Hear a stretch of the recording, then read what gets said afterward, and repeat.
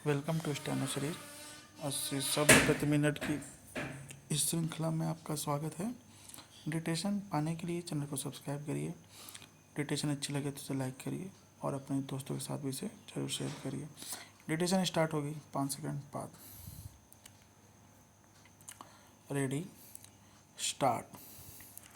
सदियों से यह लगातार दोहराया जाता रहा है कि स्वस्थ शरीर में ही स्वस्थ मन निवास करता है।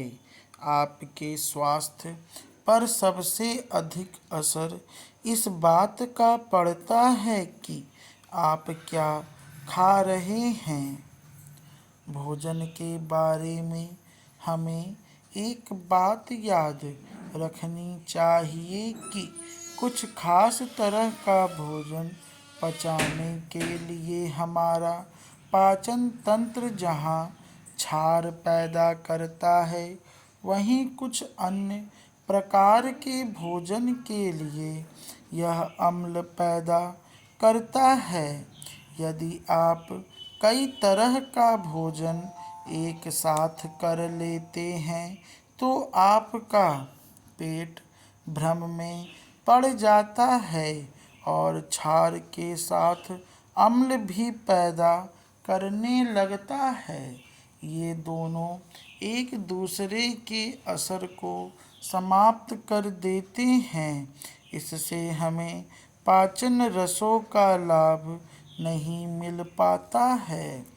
इसके कारण भोजन पेट में आवश्यकता से अधिक समय तक बना रहता है और कोशिकीय स्तर पर ऊर्जा प्राप्त करने की हमारी क्षमता कमजोर पड़ जाती है।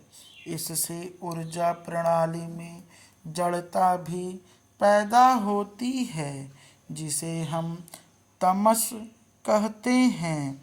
यदि यह लंबे समय तक रहे तो आपके गुणों पर असर होने लगता है और यह न केवल आप क्या हैं बल्कि आप क्या बन सकते हैं उस पर भी प्रभाव डालता है।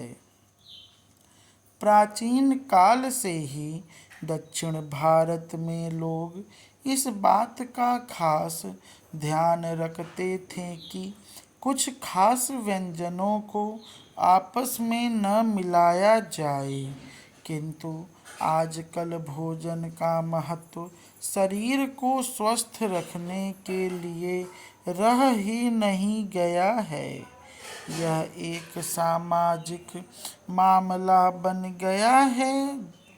लोग जब भोज में खाते हैं तब शरीर को पोषण देने से अधिक चर्चे इस बात के होते हैं कि कितनी तरह के व्यंजन लगाए गए। सवाल यह नहीं कि क्या नहीं खाएं, बल्कि मुद्दा यह है कि क्या खाएं और कितनी मात्रा में खाएं। यह नैतिकता का नहीं बल्कि जीवन की समझ का विषय है। शहरी जीवन से जूझने के दौरान आपको चुस्त दुरुस्त दिमाग की ज़रूरत पड़ती है। साथ ही शरीर और मन के बीच एक संतुलन रखना पड़ता है। यही नहीं, आप में से कुछ की आध्यात्मिक आकांक्षा चाहे वर्षों में एक बार ही उसकी इच्छा जगे भी होती है। इसलिए प्रत्येक व्यक्ति को अपना संतुलन भोजन तय करना चाहिए, किंतु इसके लिए उसे कोई शपथ लेने की ज़रूरत नहीं है, बल्कि यह निरीक्षण और जागरूकता से किया जाना चाहिए। यह महत्वपूर्ण है कि आप भोजन को लेकर झक्की न बन जाएं। आप हर समय भोजन के पीछे ही लगे हुए हैं। इसको ऐसा कोई मुद्दा न बनाएं।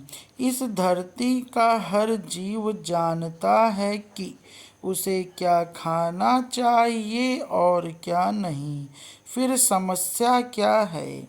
आपकी समस्या यह है कि आप भरपूर ध्यान नहीं देते, बजाय उसके ढेर सारी जानकारियाँ बटोर लेते हैं। स्टॉप।